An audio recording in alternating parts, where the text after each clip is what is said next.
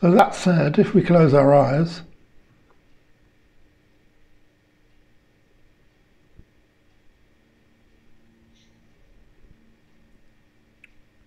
observe the qualities of what seems to be your being.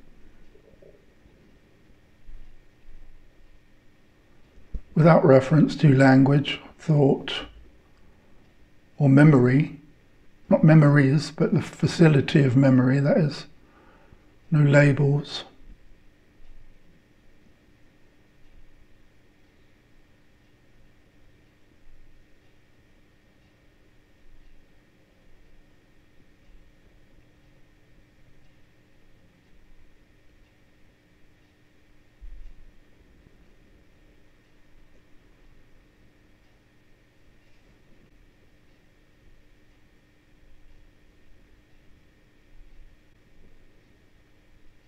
There is a seeming subject that I usually call I.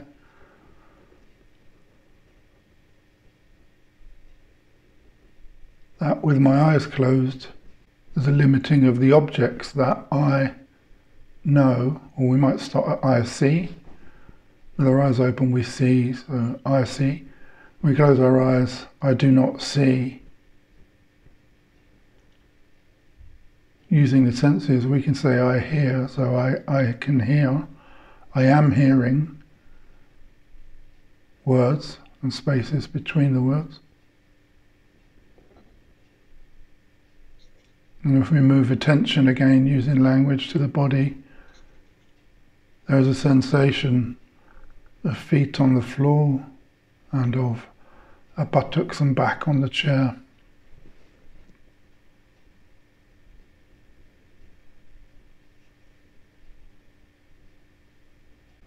But as these different sensory objects are listed, one replaces the next. If we now say movement of the stomach, attention shifts to the movement of the stomach as breathing happens. If we now say top of the head, attention moves to the top of the head. But there's only the absence of sensation at the top of the head. There's no tension in the body at the top of the head. There's just a knowing of the top of the head. And that's based on memory, because we remember the concept, top of the head. Or perhaps we've banged our head in the past. When we bang our head, there's a sensation at the top of the body that we use language to describe as the top of my head, or pain. And we describe an experience of hitting. I've hit my head. So we've got these concepts and labels. Or inside the head, maybe we have a headache. Now attention shifts to a concept that we may or probably aren't currently experiencing called a headache. We don't like headaches. I don't know anyone that likes headaches. But right here, this is just a concept that we're referring to using memory. Unless we actually have a headache, then we're even more gifted, because we can refer to the direct experience of a sense of tension in what we call my brain or my head. But without the words brain or head, or without reference to memory and a concept called a headache, we can only use language, of course, which is quite limited, but we would just describe a contracted feeling or a sense of tension in the head. Just as we would if we now shift our attention to the bottom of the body, if we say feet on the floor, where the feet connect with the floor. On the soles of our feet there is tension in certain places, perhaps the big toe, the heel, perhaps the instep is lifted off the ground so there's no tension, but there's certain pressure points underneath the feet that are touching the floor. If we lose the phrase feet and floor and tension, there's just a knowing of sensation, where the absence of separation, the usual word is connection, but let's say in the same thing in a different way, the absence of separation is known. Similarly, perhaps our hands are touching on somewhere on our lap, our buttocks on the seat, our back on the seat. If we lose all these labels, know the sensations, be the knower of sensations in the body, and know the total body. Gather all the places in the body where sensation is currently known. Feet, buttocks, back, body, all concepts. There appears to be sensations. Really, without labels, they're neither pleasant nor unpleasant, they just are.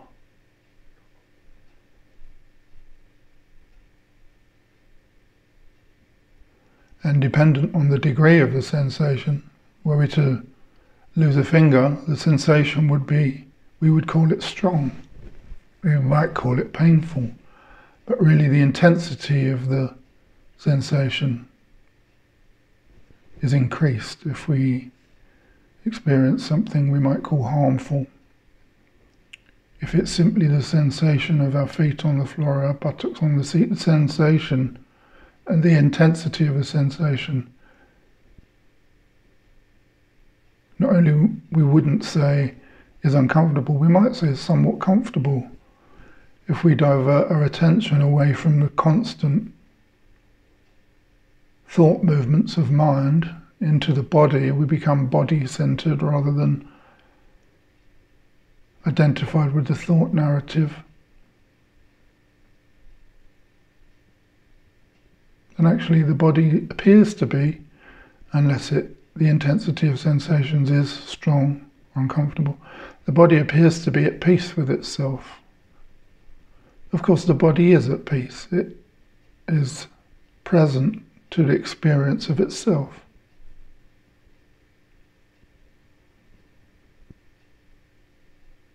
Now, the I, that I am,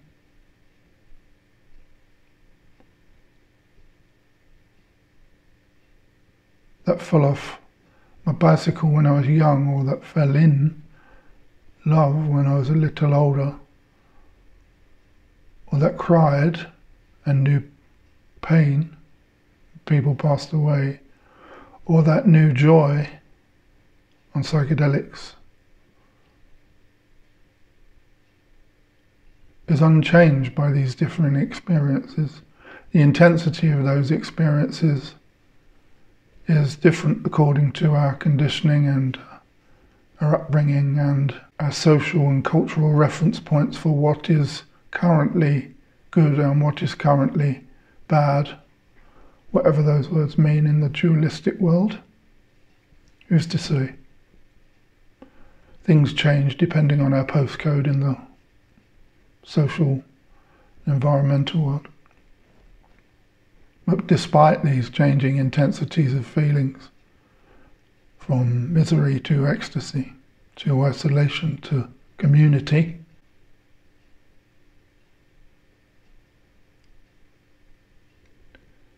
this I, or even before the word I, this knowing, aware, amness, that right now is even knowing and aware and is appearing as an amness, I amness. If we lose the I, we end up with that amness. There's the double S at the end denotes an adjective, a doing, a verb, a doing.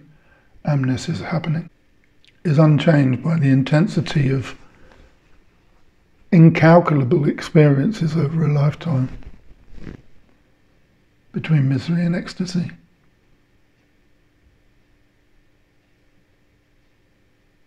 Now the mind, the accumulation of thoughts and feelings and sensations, reference to images, constant replaying of memories,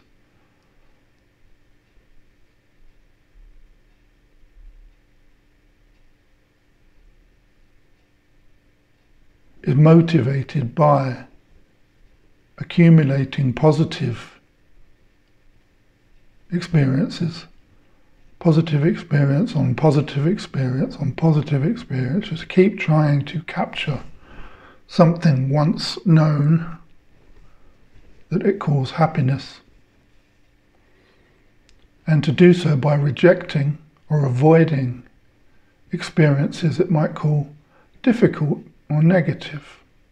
We're not talking about references to memory, although memory only knows preferences and objectionable experiences because it previously labelled them as such, but who's to say? The mind is constantly applying thought to its current experience, monitoring, maintaining a persistence of controlled and contracted energy, is vigilant, is ever prepared to fight, flight or freeze based on the experience of an apparent outside world. People's responses to mind, personality, image, identity, however we project ourselves outwardly based on our inner conditioning. So there's an apparent contracted energy that drives mind through time, past, present, future concepts. All states are replaceable by each other. A thought about the past is replaced with a thought about the future, is replaced with an energy, an effort to try and be present. None of these exist. They're just ideas for the mind. Even presence, we can say, is a concept. We can say, this is, here, now is. But if we call it present, we set limits on it by present being in relation to past and future. So let's abandon all of those and say, this is.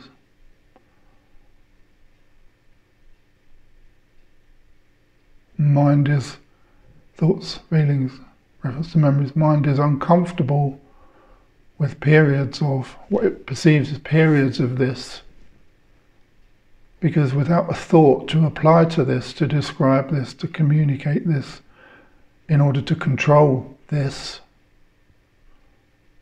mind has nothing to do. And when mind has nothing to do, it perceives its own end, its death. So mind soon creates a thought, just as when we meditate as sincere spiritual seekers.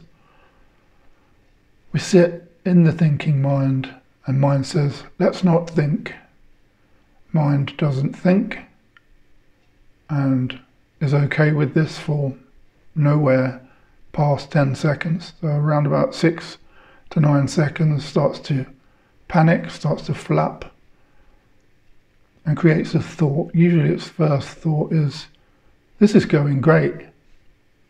Right? It doesn't say this is going great in order to congratulate itself. It simply says this is going great just to create a thought into thoughtlessness, into the emptiness of being. It creates some mental doing.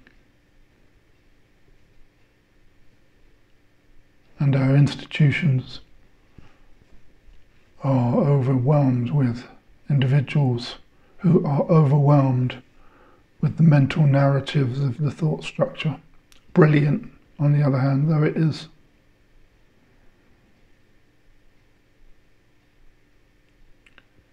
So what do we do with this? Well, we see through the illusion, first of all, of the idea that we are our thinking. I think, therefore I am. Well, that's not even true, is it? Well, even when we go to sleep and there are no objects, there's not even a personality that knows sleep, we can wake up and, even by the inclusion of memory, refer to the fact that we've just been asleep, although we don't know sleep. But we still existed. Existence was still apparent. So we do not come to an end. Experience doesn't end at the end of thought. So we might then say, when I don't think, I still am. Or when I don't think, amness is.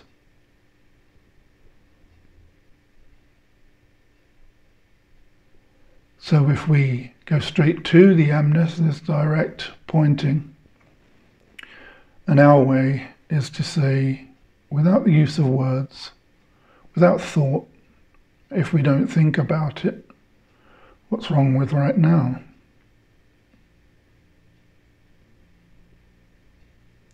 And what arises at the end of that statement of the pause is amness itself.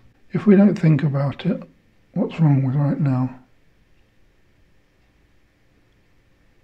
Now stay with this amness.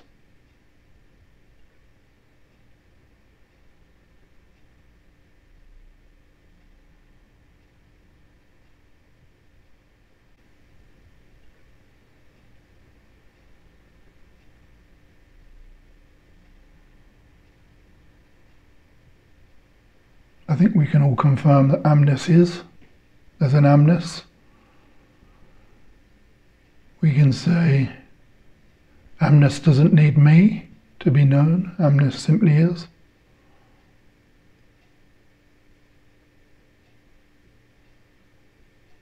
Even though this voice is intermittently speaking and leaving spaces, amness still is, even when words are being spoken.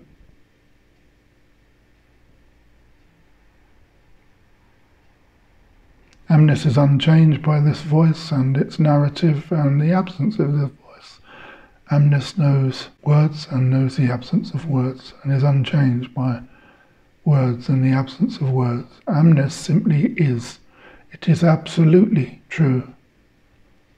It is truth.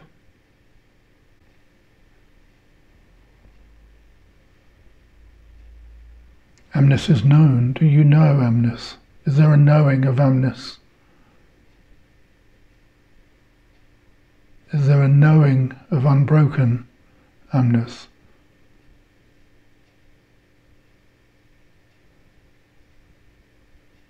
Is there a knowing of unbreakable amness?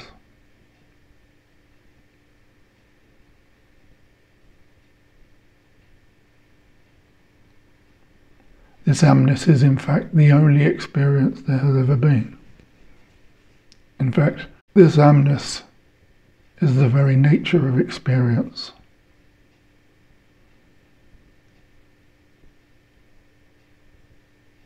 The usual human motion is to concentrate or fixate or be fascinated by or addicted to, attached to the things that rise and fall or appear and disappear to the amness.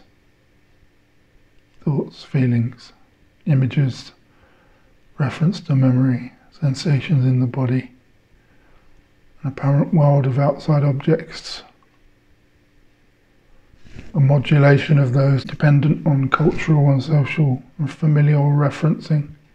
We like these things in my postcode. We don't like these things in this country. They like those things there. We like these things here.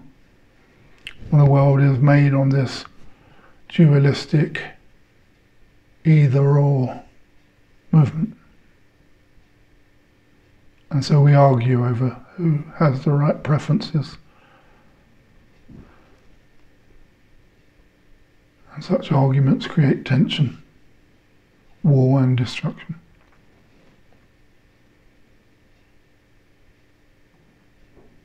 and such a movement, sense of separation, preferencing, obscures the amness of God consciousness, to use a religious word. We argue about our small gods,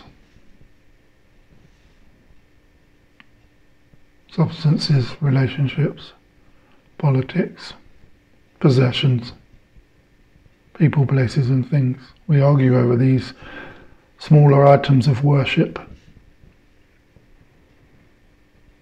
And this stupid dance veils the absolute love given, offered, graced, known by every single person. Knowing itself is known.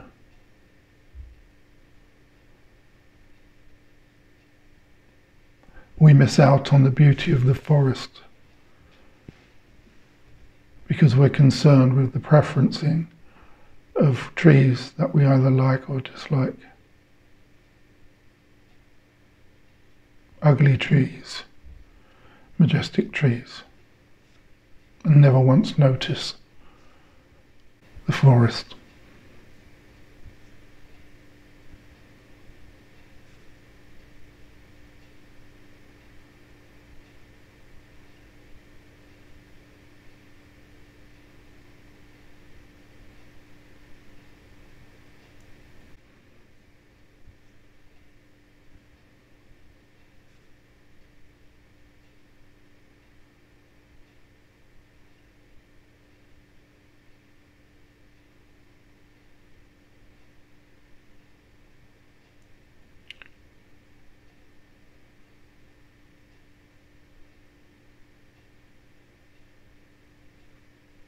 Be knowingly.